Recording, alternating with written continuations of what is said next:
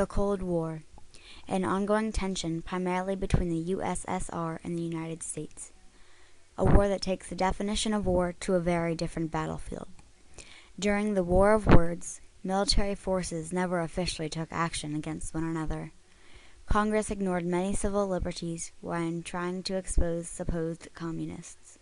Included in the fight was a nuclear arms race, a race that inspired one man to take the war and twist it to his own advantage, in the process stirring up fear, lies, and a list.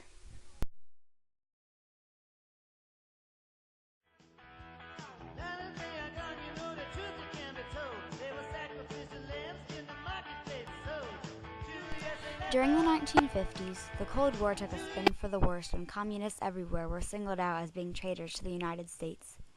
This time period was called the Red Scare. Many people were becoming subject to spy organizations, and if proven to be in association with the left, they would be out of a job and in some cases rejected by society. Some of the first victims of the accusations were Ethel and Julius Rosenberg. Ethel and Julius were working on the Manhattan Project, a government project devoted to creating the atom bomb.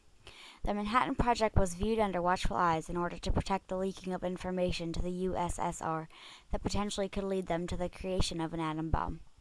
Julius and Ethel were eventually charged with conspiracy to commit espionage. The charge resulted in capital punishment, and they were executed on June 19, 1953. This was the first case in U.S. history that civilians were given the capital punishment. Many thought that the punishment was too great for the charge, but due to the growing tension between the Communist Party and the U.S. government, Rosenberg's punishment was more extreme. As the power in the prosecutors grew rapidly, a Wisconsin senator rose up from the background, unaware of the importance he would soon play in American history.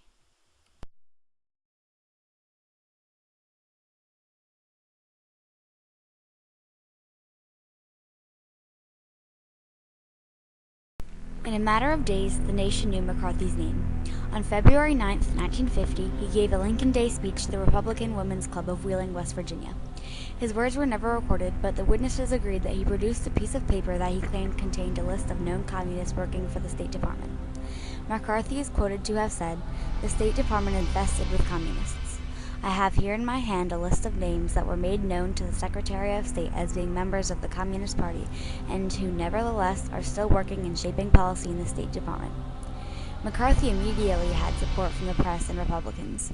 Newspapers all over the nation thrived off McCarthy. They included his quotes and stories in every edition. Other Republican politicians wanted to regain power and looked to McCarthy to do so. One Republican told the press, "We aren't going to toss aside a man who just defeated the Democrats." From 1950 onward, McCarthy continued to exploit the fear of communism and to press his accusations that the government was failing to deal with the communism within its ranks. These accusations received wide publicity, increased his approval rating, and gained him a powerful national following. McCarthy started to attack larger offices. McCarthy challenged the Truman administration for shielding a haven of communist spies. McCarthy also dove into media, accusing a number of popular directors, producers, and actors, including Pete Seeger.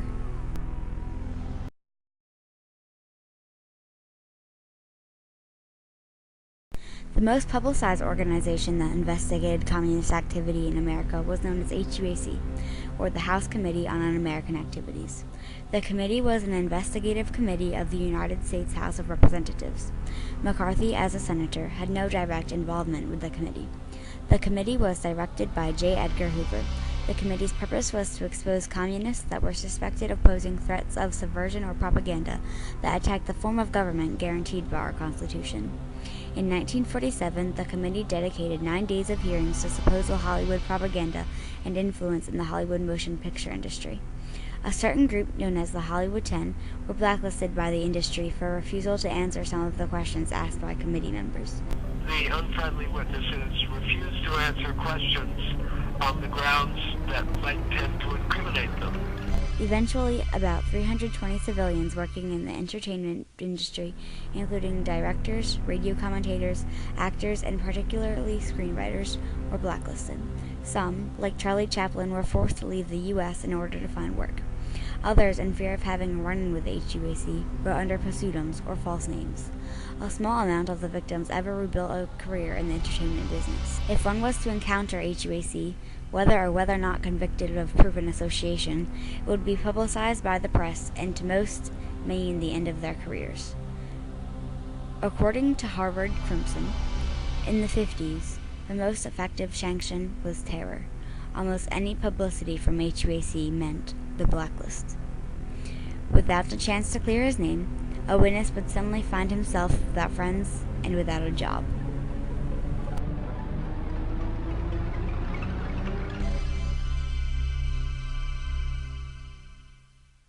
The blacklist was the result of HUAC hearings. The blacklist represented the number of people convicted by the committee. Many people once among the blacklist were forced to undergo a number of changes in their lives. The victims of the blacklist were victimized in both their professional lives and their personal lives. Once blacklisted, you would almost immediately lose your job. Many would have to try a number of different professions before finding an employer that accepted their past with HUAC. Many would be discriminated by their peers in their communities. Some families would even reject them and exclude them from their lives. If all attempts to find work had failed, many would have to leave the country.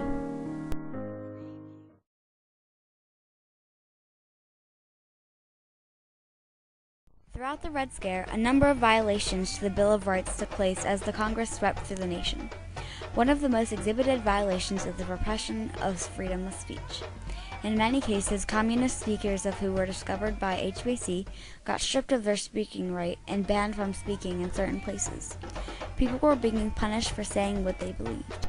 They inhibited citizens from discussing issues. So in a democracy, you don't do that. That means that you don't punish people for their opinions. All over the country, people were heard saying something that the government would consider pro-Soviet or pro-communist and questioned by HUAC, and in some cases blacklisted. Whether or not they were blacklisted didn't seem to matter. They would be subject to such second-class treatment either way. Students had a hard time in their graduate studies afterward. They were not treated well by the university. They suffered employment discrimination is too mild a word.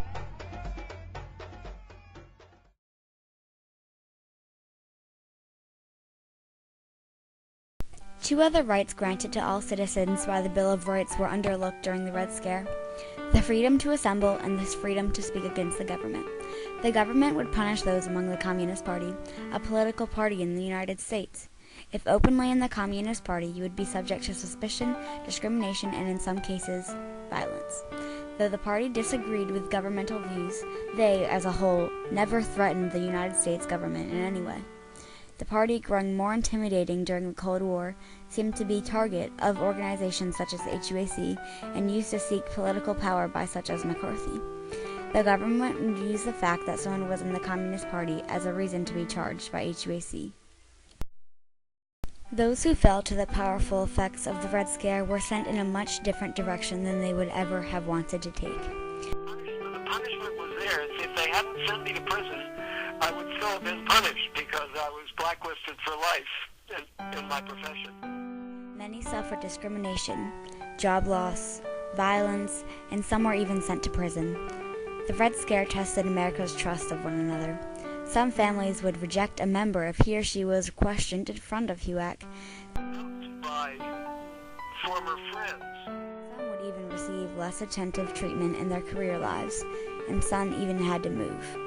The Red Scare blinded many powerful eyes and allowed the fear among them to translate into other people's lives, causing innocent people to be subject to foul treatment.